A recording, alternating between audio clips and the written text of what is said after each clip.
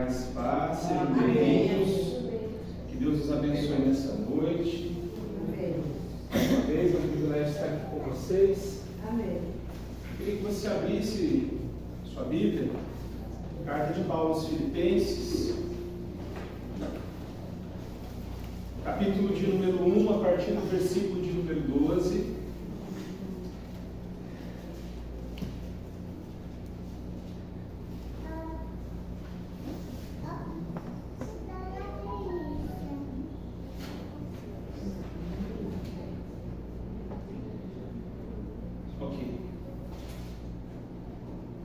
Diz assim a palavra do Senhor: quero ainda, irmãos, cientificar-vos de que as coisas que me aconteceram têm antes contribuído para o progresso do Evangelho, de maneira que as minhas cadeias em Cristo se tornaram conhecidas de toda a guarda pretoriana e de todos os demais, e a maioria dos irmãos, estimulados no Senhor por minhas algemas, ousam falar com mais desassombro a palavra de Deus. Alguns efetivamente proclamam a Cristo por inveja e porfia. Outros, porém, o fazem de boa vontade. Estes, por amor, sabendo que estou incumbido da defesa do Evangelho. Aqueles, contudo, pregam a Cristo por discórdia, insinceramente, julgando suscitar tribulação às minhas cadeias. Todavia, que importa? Uma vez que Cristo, de qualquer modo, está sendo pregado, quer por pretexto, quer por verdade. Também com isso me regozijo, sim, sempre me regozijarei, porque estou certo de que isto mesmo, pela vossa súplica e pela provisão do Espírito de Jesus Cristo, me redundará em libertação, segundo a minha ardente expectativa e esperança, de que em nada serei envergonhado. Antes, com toda ousadia, como sempre, também agora, será Cristo engrandecido no meu corpo, quer pela vida, quer pela morte. Vamos orar? Amém. Deus e Pai de nosso Senhor Jesus Cristo, estamos, Senhor, diante da Tua Palavra, pedimos Tua iluminação nessa noite, fale aos nossos corações, abre, Senhor, o nosso entendimento para que venhamos a perceber as riquezas do Teu Evangelho e a maravilha do Teu amor. Nos abençoe, em nome de Jesus. Amém. Amém. Os efeitos da prisão de Paulo. Uma perspectiva encorajadora. Aqui no slide eu coloquei aqui duas fotos de um lugar chamado Prisão Mamertina, que fica em Roma. Nós não sabemos ao certo aonde que Paulo estava preso quando ele escreve essa carta de Filipenses. Alguns vão dizer que Paulo estava em Cesareia, porque Paulo foi preso em Cesareia. Paulo esteve preso em Filipos também, mas ele não está. Paulo vai estar preso também em Roma, como Atos 28 vai dizer. E alguns ainda vão dizer que Paulo provavelmente também foi preso na cidade de Éfeso. Mas a verdade é que nós não sabemos ao certo qual lugar que Paulo estava. Mas, como nós lemos agora há pouco no texto, a maioria dos comentaristas eles vão acreditar que Paulo está preso em Roma. Por quê? Porque ele fala da guarda pretoriana que também ouviu do Evangelho. E possivelmente, se Paulo estava preso em Roma, possivelmente ele estava nesse lugar, nesse prédio que parece um palácio, que foi construído antes de Cristo, e possivelmente num aposento como esse. Inclusive, se um dia você tiver o privilégio de ir até Roma, você pode conhecer esse local. Né? Não sei se o pastor Jason, quando esteve lá, chegou a conhecer? Isso. Não? Tive uma amiga recentemente que ela esteve em Roma e ela visitou lá, inclusive ela me questionou, poxa, será que é aqui? Porque lá diz, né? Depois nós vamos ver numa outra imagem, aqui eles dedicaram um texto ali colocando assim: aqui é a prisão em que Pedro e Paulo ficaram. Então, alguns vão dizer que Pedro e Paulo ficaram presos neste lugar. Bom, quem escreve a carta é Paulo, apóstolo de Cristo Jesus. Nós vimos na semana passada que o relacionamento de Paulo com os filipenses era um relacionamento marcado pela gratidão, pelo amor e pelas orações. O apóstolo Paulo está preso, mas isso parece não ser um grande problema para ele. Talvez para mim, para você, talvez fosse. Ninguém gostaria, né, de ser preso, encarcerado injustamente. Mas parece que para Paulo isso não é um problema tão grande. Na verdade, nós veremos nessa noite que para Paulo a prisão foi uma bênção. Tanto para Paulo quanto para a causa de Jesus Cristo. Tanto para a pessoa do apóstolo, quanto para a igreja na cidade de Roma, ou as igrejas em Roma. E no texto dessa noite, pelo menos, nós vemos 3 grandes efeitos da prisão de Paulo. Em primeiro lugar, o evangelho avançou na cidade de Roma. Em segundo lugar, especialmente aqueles que são da guarda pretoriana, né? Em segundo lugar, surgiram muitos pregadores em Roma. Encorajados pela prisão do apóstolo Paulo, muita gente começou a pregar o evangelho de Jesus Cristo naquele lugar. De modo que o evangelho avançou de forma surpreendente em Roma. E por fim, nós veremos o amadurecimento do apóstolo Paulo, através de coisas que ele experimenta estando preso. Então, em primeiro lugar, o avanço do evangelho. O avanço do evangelho é o primeiro efeito da prisão de Paulo. Paulo está preso, ele está em cadeias. Do verso 12 ao verso 14, entretanto, ele quer deixar claro para aqueles irmãos as coisas que estão acontecendo e que estão contribuindo para o avanço do evangelho. Ele diz assim: quero cientificar-vos, irmãos, de que as coisas que me aconteceram têm antes contribuído para o avanço do evangelho, de maneira que as minhas cadeias em Cristo se tornaram conhecidas de toda a guarda pretoriana e de todos os demais. E a maioria dos irmãos, estimulados pelo Senhor, no Senhor e por minhas algemas, ousam falar de forma ousada, intrépida, a palavra de Deus. Então, em primeiro lugar, meus irmãos, nós temos o avanço do Evangelho. Paulo está preso, mas a mensagem não está. É verdade, meus irmãos, que a prisão de uma pessoa ela pode acabar com sua reputação. É ou não é? Quando uma pessoa é presa, geralmente a vida social dela acaba, geralmente ela fica manchada, ela tem dificuldade, inclusive, para ser recolocada no mercado de trabalho, mas não é a preocupação de Paulo. A prisão ela tira a credibilidade de uma pessoa, mesmo que essa pessoa seja inocente. Porque hoje em dia, em tempos sombrios que nós estamos vivendo, muitas pessoas estão sendo presas inocentes. Mas quando nós lemos as epístolas da prisão, em Filipenses em especial, nós percebemos que esse fato, esse acontecimento histórico, contribuiu para o avanço do Evangelho em Roma. É como se Paulo dissesse assim: não desanimem, meus irmãos, o Evangelho está avançando apesar da minha prisão.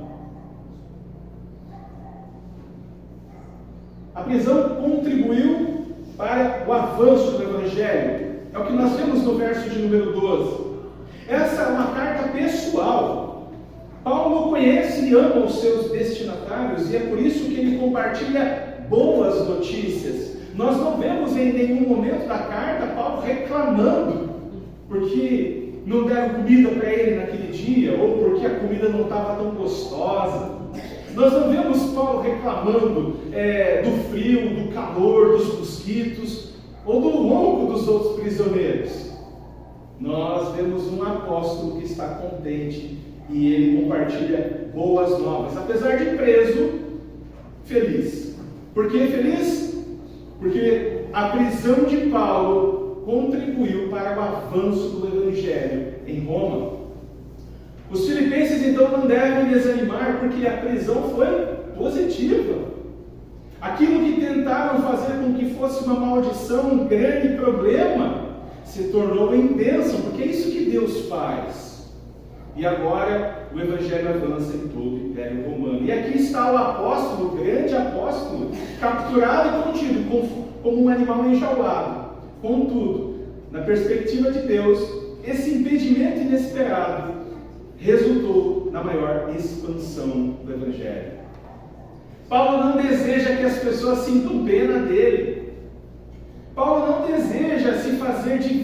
vítima ou fazer de mártir. Pelo contrário, ele, apesar de todas as dificuldades, ele apresenta essas dificuldades que ele está vivenciando como oportunidades de avanço do Evangelho.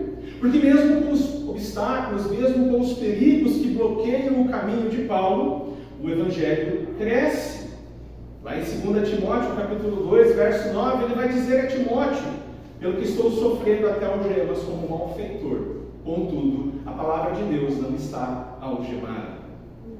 Irmãos, nós vivemos na perspectiva de Deus quando sabemos que o Evangelho é mais importante que nossa liberdade. Nós vivemos na perspectiva de Deus quando nós entendemos que o Evangelho ele é mais importante que a nossa liberdade e que o nosso bem-estar. O nosso bem-estar é secundário, o avanço do Evangelho é prioritário.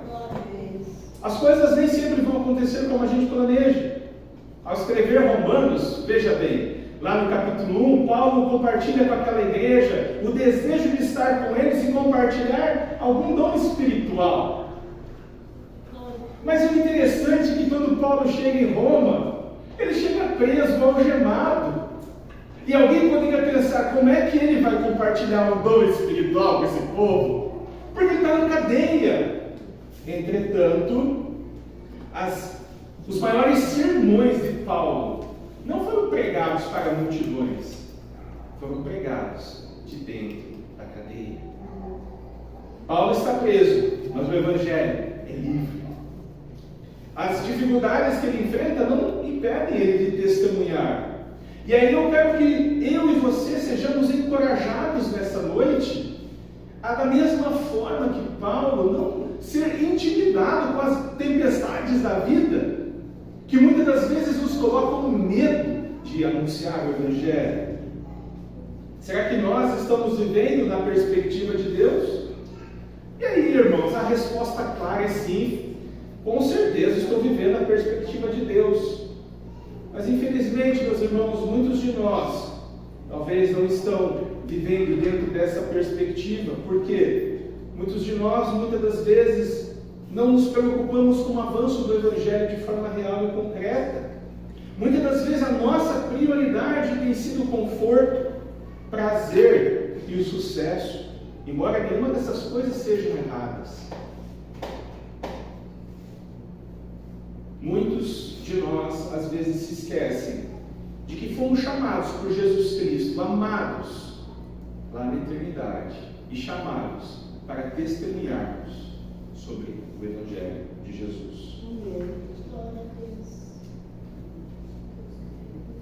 Mas o avanço do Evangelho, o Evangelho avança, todos ficaram sabendo que a prisão de Paulo acontece por causa de Cristo. Então, a própria prisão em si é uma notícia de Cristo. Porque quando alguém pergunta por que aquele homem foi preso, ele foi preso por causa de Jesus Cristo. Mas que homem é esse Jesus Cristo? Quem é esse? Jesus Cristo foi um judeu que morreu alguns anos atrás. E dizem, ele ressuscitou. E é ele que Paulo prega. E Paulo diz que nele se há vida eterna. Todos ficaram sabendo que isso aconteceu por causa de Cristo. É o que nós vemos no verso 13. As cadeias de Paulo tornam conhecido o Evangelho de Jesus Cristo. Por 2 anos, Paulo esteve preso com correntes que provavelmente eram algemas estendidas com cerca de 45 centímetros de comprimento. Essas cadeias estavam sempre presas aos pulsos dele e restringiam seus movimentos. A guarda pretoriana se revezava em seus aposentos alugados e suas cadeias nunca eram removidas. Dia e noite, Paulo estava a apenas 45 centímetros de um soldado romano. Todos os dias, Paulo estava a 45 centímetros de um soldado romano. Se colocássemos uma régua do seu lado, essa pessoa talvez está a 45 centímetros de distância de você. Veja bem, os soldados que estavam cuidando de Paulo para que ele não fugisse, estavam sentados do lado dele.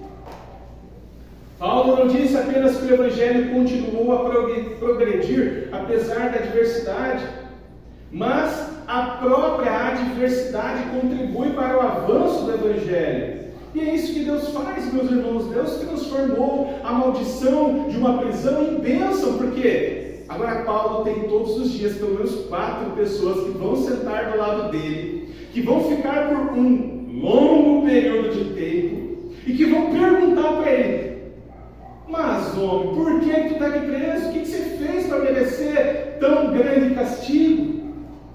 E é interessante que o nosso Deus, ele faz isso, meus irmãos, porque quando nós lemos o livro de Esther, lá no capítulo 9, na versão nova, tradução da linguagem de hoje, diz: chegou o dia 13 do 12º mês, o mês de Adar, o dia em que deveria ser cumprida a ordem real, a ordem do rei. Era o dia em que os inimigos dos judeus esperavam dominá-los.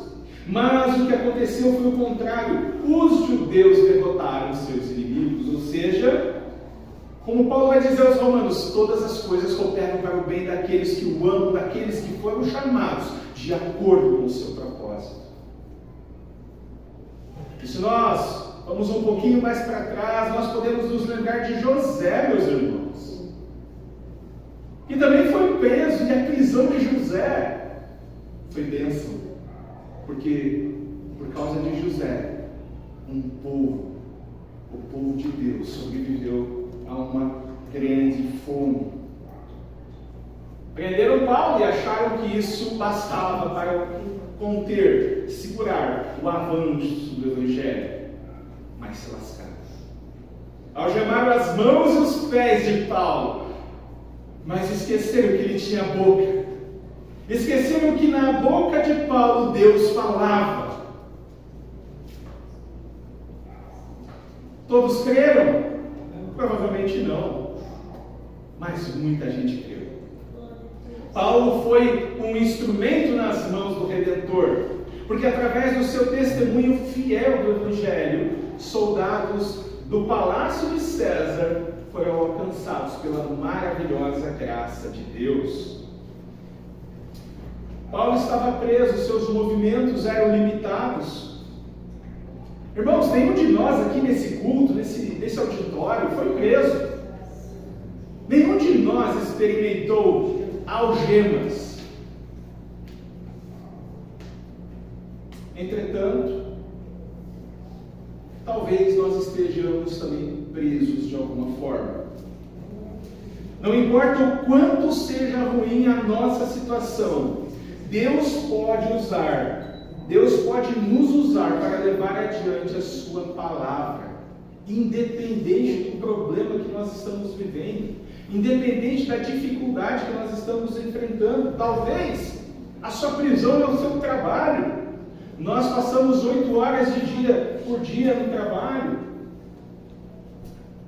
Alguns irmãos da nossa igreja são motoristas e viajam. Talvez a prisão seja um caminhão ou um carro. Talvez a sua prisão seja uma sala de escritório com ar-condicionado. Talvez a sua prisão seja uma sala de aula, se você é professora ou aluno. Talvez a sua prisão seja ficar em casa com seus filhos pequenos. Talvez a sua prisão seja uma cozinha industrial. A verdade é que a maioria de nós vive e está em algum tipo de prisão, mas seja qual for a nossa situação, nós podemos vê-la como oportunidade de testemunhar Cristo Jesus.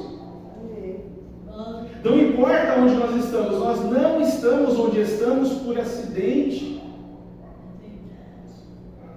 Você não está por acidente onde você está porque Deus o colocou lá, com um propósito. Não apenas de você progredir na vida, não apenas de você crescer profissionalmente, mas Deus nos coloca onde nós estamos com o propósito do Evangelho ser anunciado. Deus usa pessoas comuns para fazer coisas extraordinárias na vida de outras pessoas. Deus nunca teve a intenção de que nós fôssemos apenas objeto do seu amor, Nós somos chamados também para sermos instrumentos nas mãos do Redentor. Mesmo preso, Paulo estava sendo instrumento na vida de guardas, soldados romanos. Mas mesmo preso, ele abria sua boca para compartilhar o Evangelho. Mas a prisão também estimula a proclamação do Evangelho. No versículo 14 é o que Paulo vai dizer de forma bem clara, porque a maioria dos irmãos, estimulado no Senhor e por causa da cadeia de Paulo, da prisão de Paulo, tem coragem agora para pregar sobre Jesus Cristo de forma corajosa, intrépida, não tem mais vergonha, não tem medo de falar.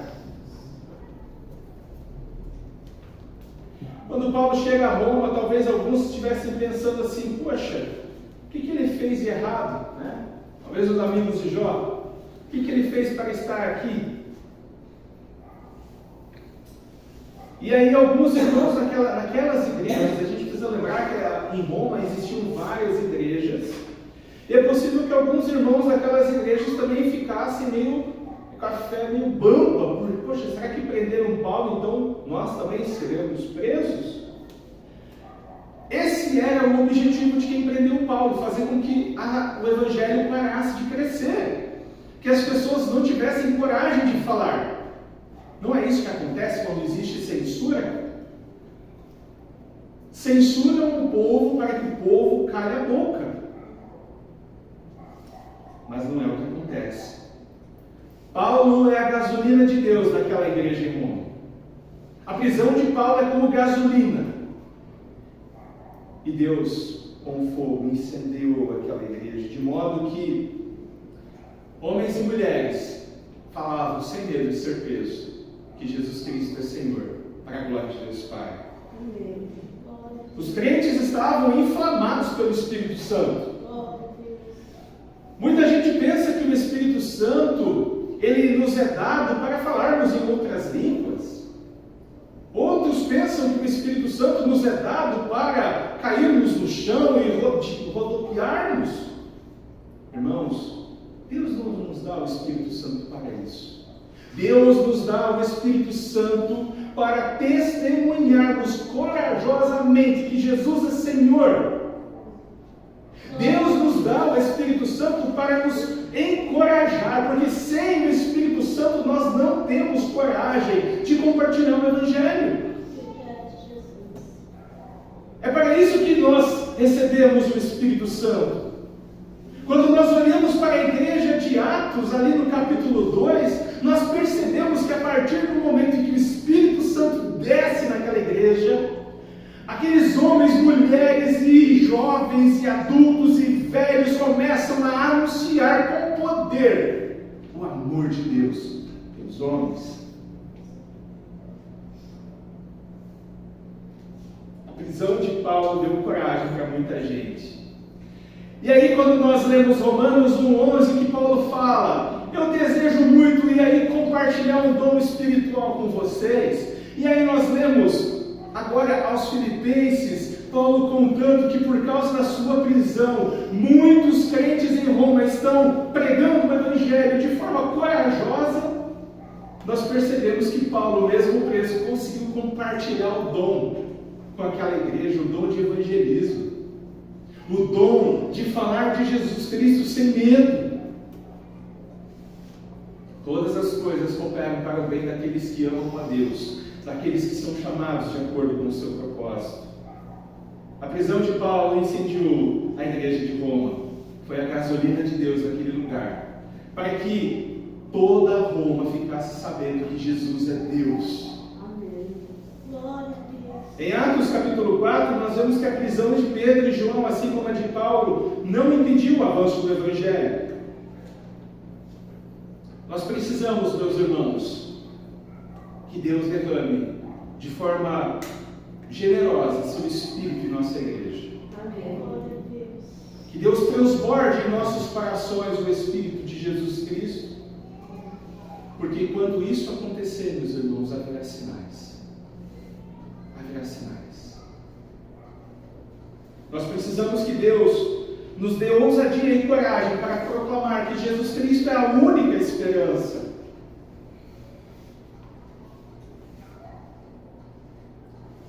Em segundo lugar, o segundo efeito da prisão de Paulo é o surgimento de muitos pregadores do Evangelho em Roma. Quando nós pegamos os versos 15, 16 e 17, nós percebemos Paulo contando isso, que por causa da sua prisão, muitos pregadores surgiram na igreja de Roma. Alguns, ele vai dizer, pregavam por amor a Cristo. Outros pregavam porque tinham inveja de Paulo, queriam fazer que Paulo sofresse mais. Bobinhos. De forma surpreendente, Cristo era fielmente anunciado na Roma antiga. E isso era motivo de grande alegria para esse apóstolo. Nesses versículos, Paulo relata que até mesmo alguns pregavam a fim de prejudicá-lo. A pregação fiel do Evangelho é centrada em Cristo, meus irmãos. A pregação fiel do Evangelho, isso é muito importante, é algo que precisa ser destacado. Ela é centrada em Jesus Cristo, o homem que é Deus, o Deus que é homem. A pregação fiel do Evangelho, ela conta a história de Jesus Cristo, o Deus que se humilha, que morre, mas que ressuscita para salvar homens e mulheres de toda tribo, de toda raça, de toda língua, de toda nação. Amém. A pregação fiel do Evangelho acontece somente quando Cristo Jesus é anunciado. E aí, quando nós vamos para o livro de Atos dos Apóstolos, nós percebemos algo muito comum, meus irmãos. Nós percebemos que a pregação era centrada em Jesus Cristo. Em Atos capítulo 5, verso 42, diz que não cessavam de ensinar e pregar Jesus o Cristo. Em Atos 8:5, anunciavam-lhes o Cristo. Em 8:35, anunciou-lhes a Jesus. Em Atos capítulo 9, verso 20, e logo pregavam nas sinagogas a Jesus. Em Atos capítulo 10, verso 32, eles anunciavam o Evangelho da paz por meio de Jesus Cristo.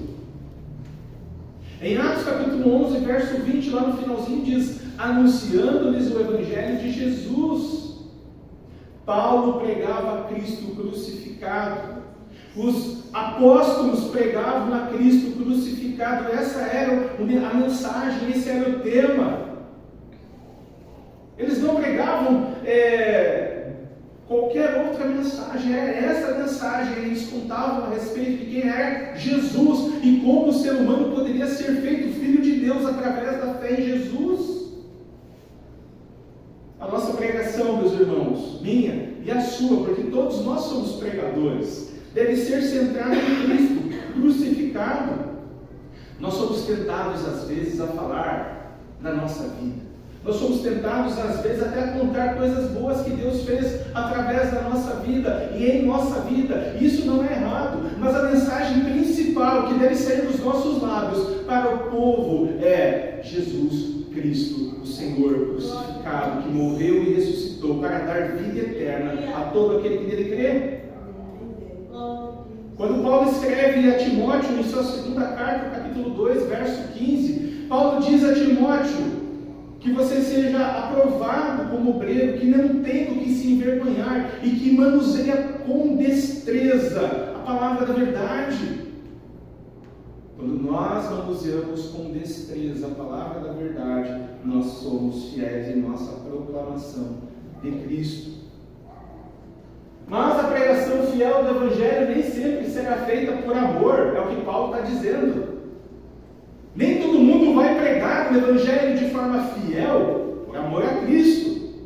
Uns vão pregar para se autopromoverem, outros vão pregar por discórdia, outros vão pregar por amor. Nem sempre o Evangelho é pregado na melhor das intenções. E no caso de Paulo, alguns inclusive pregavam para que ele fosse prejudicado, para que ele ouvisse que o Evangelho está sendo pregado e ele ficasse com ciúmes, porque não era ele que estava pregando, porque era um desconhecido que estava pregando. coitados, bobinhos. Paulo ficava feliz com isso. Paulo não sentia ciúme disso.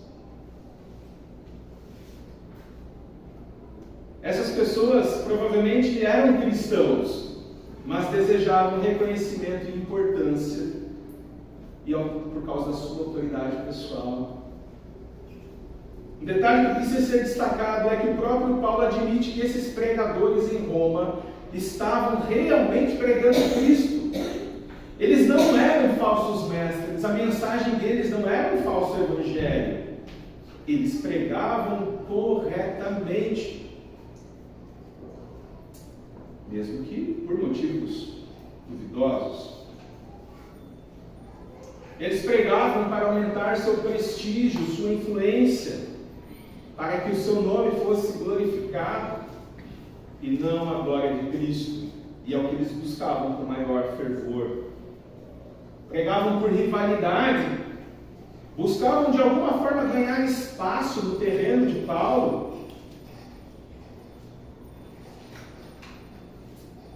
Irmãos, se existe uma coisa importante na nossa vida, é a necessidade que nós temos de compreender de forma correta o Evangelho de Jesus Cristo. E alguns podem dizer, não, isso é básico. Não, isso não é básico, isso é fundamental. Isso é primordial, conhecer o Evangelho de Jesus Cristo. Porque nós nunca vamos ser capazes de conhecer todas as distorções do Evangelho. Nós nunca vamos ser capazes de conhecer todas as heresias. Nós nunca seremos capazes de conhecer a fundo tudo aquilo que falam de errado em relação ao Evangelho. Mas quando nós conhecemos o Evangelho, quando nós entendemos o Evangelho, nós não seremos levados por qualquer vento de doutrina.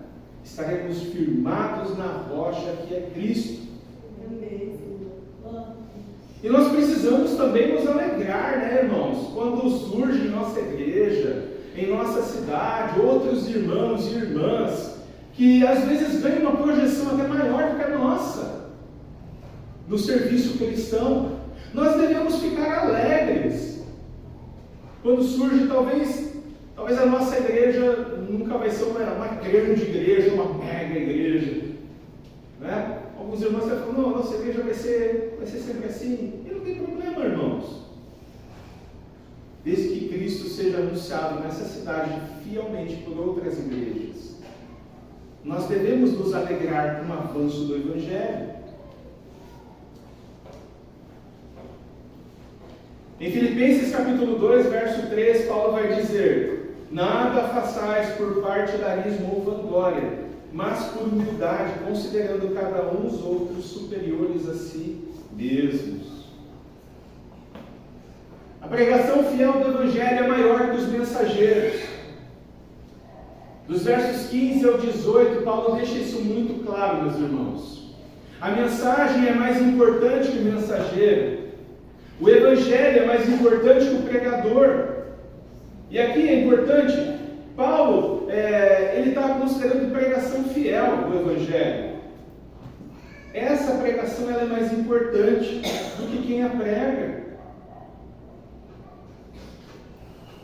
A motivação é importante? Sim, a motivação é importante, Paulo sabe disso. Mas muito mais do que a motivação, a ação é importante. Essas pessoas que estavam pregando, elas estavam pregando algumas da maneira, com motivo equivocado.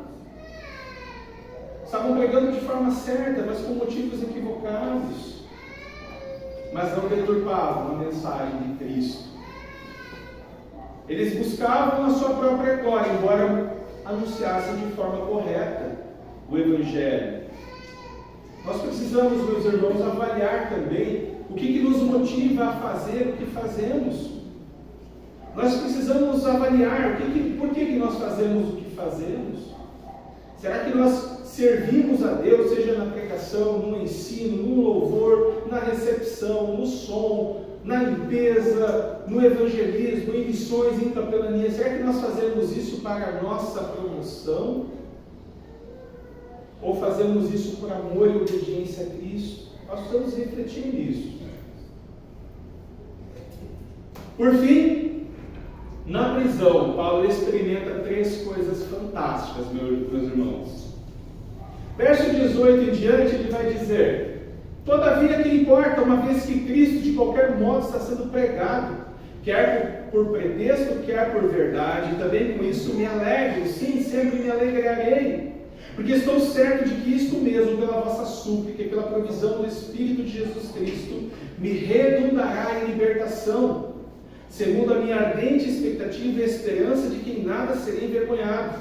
Antes, com toda a ousadia, como sempre, também agora, será Cristo engrandecido pelo meu corpo, quer pela vida, quer pela morte. Por fim, Paulo compartilha que a sua experiência, a prisão transformou o apóstolo, amadureceu aquele homem de Jesus Cristo de 3 formas.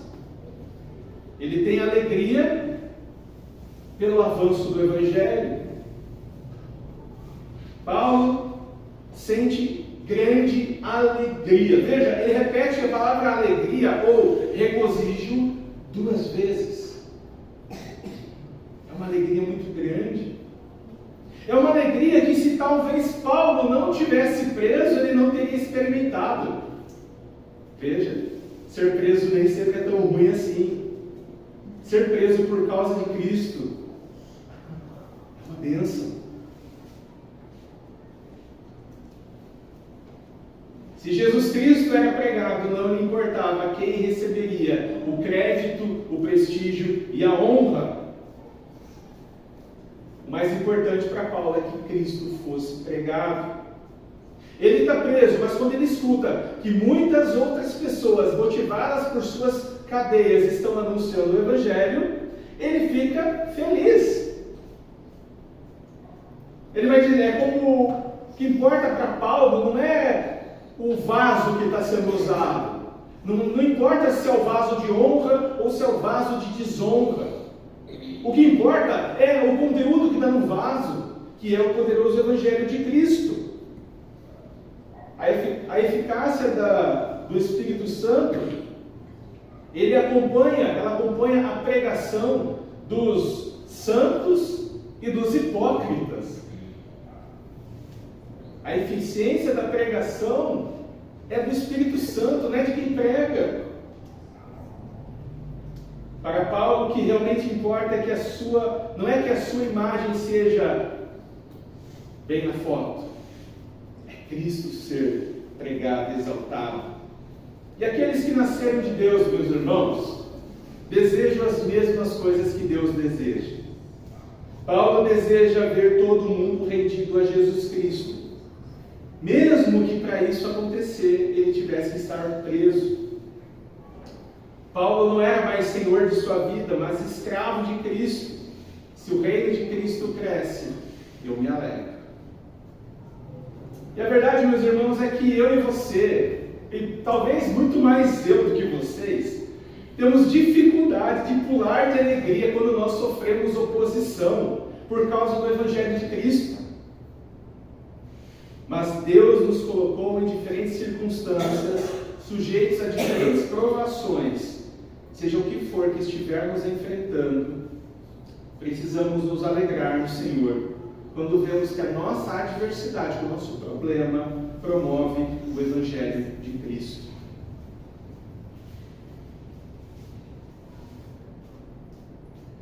A segunda experiência de Paulo na prisão, a segunda bênção que Paulo recebe na prisão, é que ele recebe orações e súplicas em seu favor, por sua salvação, por sua libertação. A palavra libertação, ela tem esse sentido de salvação. Mas, pastor, Paulo não era salvo. Paulo não era salvo, meus irmãos. Mas, na prisão, ele tinha certeza que aqueles irmãos em Filipos iriam orar para que ele fosse salvo, ou da morte, ou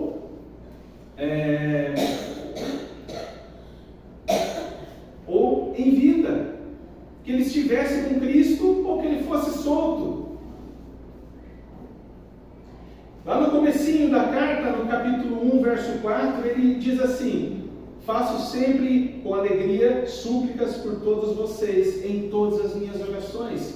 E é possível que quando ele fala no verso 19, que ele tem certeza que aquela igreja vai orar por ele, é como se ele dissesse assim: olha, eu oro sempre por vocês, eu suplico por vocês, e agora eu peço que vocês orem por mim. Eu peço que vocês supliquem a Deus por mim, para que eu seja livre, para que eu seja salvo, ou absolvido, ou promovido. Ou absolvido, ou promovido. Por quê? Viver é Cristo, morrer é lucro. Por quê? Promovido à glória. Amém. Glória a Deus. Paulo tem certeza que aquela igreja oraria e suplicaria a Deus em seu favor.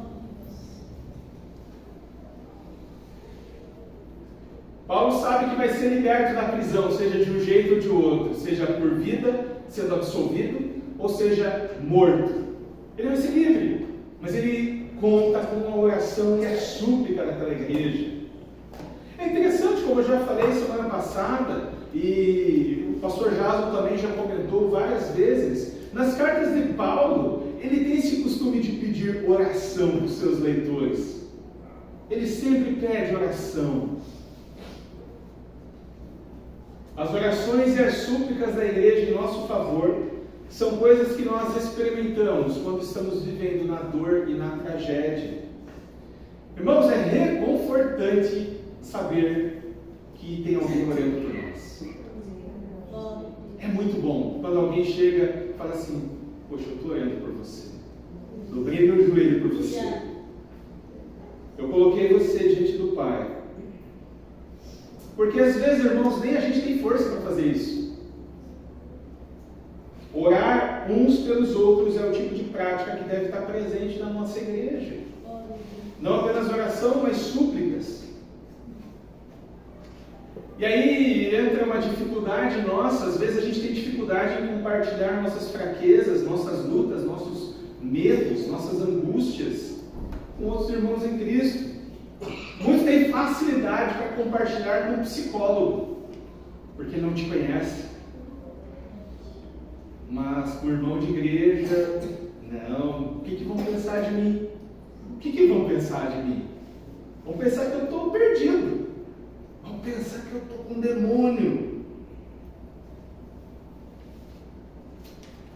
A igreja é o local em que nós encontramos gente como a gente, que pode orar por nós, em nosso favor. Irmãos, não seja orgulhoso. Não seja orgulhosa. Se você estiver enfrentando alguma luta, alguma tribulação, alguma provação, procure um irmão, uma irmã, me procura o pastor Jason. Tira esse orgulho de lado, não importa o que vão pensar. Isso é um pensamento de Satanás, que precisa ser vencido. Deus sempre responde a oração daqueles que o invocam com fé. Só é importante nós lembrarmos que nem sempre a resposta de Deus é a resposta que a gente quer. Então tenha cuidado quando você for orar. Deus responde, mas nem sempre da forma que a gente espera. Nós precisamos do Espírito de Jesus Cristo em nossa vida, porque é o Espírito de Deus que também nos ajuda nesses momentos, porque Ele intercede por nós com palavras que não podem ser expressas. Por fim, o terceiro benefício da prisão de Paulo foi que ele confiou plenamente em Jesus Cristo. Ele passa a confiar de forma mais plena, não que ele não confiasse, mas ele sente isso mais aflorado em seu coração. Ele diz sentir uma ardente expectativa, uma intensa expectativa. É como se Paulo levantasse aqui a cabeça, espichasse o pescoço para ver o futuro.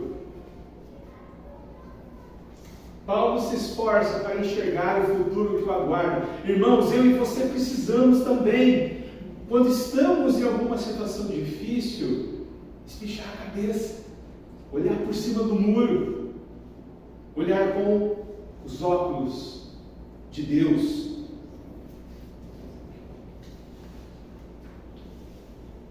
Mas não é apenas Paulo que espicha o pescoço, aguardando a redenção. Em Romanos capítulo 8, verso 19, ele vai nos dizer que a criação de Deus também espicha seu pescoço, aguardando a redenção em Jesus Cristo. E é por isso que ele confia, porque quando ele espicha seu pescoço, ele enxerga o Cristo. E ele se lembra daquela promessa: aquele que crer em mim não será envergonhado. Isaías 28:16 diz assim: por isso diz o soberano Senhor, eis que ponho em Sião uma pedra já experimentada, uma preciosa pedra angular, para alicerce seguro. Aquele que confia jamais será abalado. Quem é a pedra? Não é Pedro, é Jesus. Jesus é a pedra. E é o que Paulo vai repetir depois na carta aos Romanos, no capítulo 9 e no capítulo 10. Aqueles que foram selados com o Espírito Santo são ousados na proclamação do Evangelho. Mesmo diante da adversidade, não temem, confiam. Não temem a morte. Confiem. Seja na morte, seja na vida. Nós somos o Senhor. Nós estamos com o Senhor. Paulo sabe que vai enfrentar o julgamento diante de César, será interrogado pela sua fé em Cristo. Mas Deus, por sua graça, lhe dará forças para testemunhar naquela hora. Paulo expressa confiança em Cristo. Ele está confiante. Sofrer e morrer para a glória de Deus. Estou dentro, diz Paulo. É para sofrer? Vamos sofrer. Mas vamos sofrer com alegria. É para morrer? Nós vamos morrer. Se Cristo for glorificado com isso, não importa. A exaltação de Cristo era a prioridade na vida de Paulo, na vida e na morte. Meus queridos, que Deus nos ajude a ver a vida e os sofrimentos com os óculos de Jesus Cristo. Amém. Que venhamos a nos alegrar com o avanço do Evangelho em nossa cidade, mesmo que não sejamos os protagonistas desta obra. Que Deus nos use para pregar em todo o tempo o verdadeiro Evangelho de Cristo. E que venhamos a experimentar as bênçãos de viver igreja. Em nome de Jesus Cristo. Amém. Amém. Vamos orar? Amém. Querido Deus e Pai do nosso Senhor Jesus Cristo, nós te louvamos por a sua palavra, pelo seu Evangelho. Que essa palavra venha, Senhor, ser encorajamento para cada um de nós. Encha-nos do teu Espírito Santo para que venhamos a proclamar teu Evangelho com ousadia e intrepidez, sem medo, sem dúvida, sem timidez. Ajude cada irmão, cada irmã, Senhor, que talvez esteja desanimado, que o Senhor venha animá-los, encorajá-los, que eles percebam que o lugar onde que eles estão é o lugar que o Senhor os colocou. E o tempo que eles permanecerem nesse local, que o seu nome seja glorificado em nossas palavras, em nossas ações, para a glória de Deus o Pai. Assim oramos em nome de Jesus Cristo.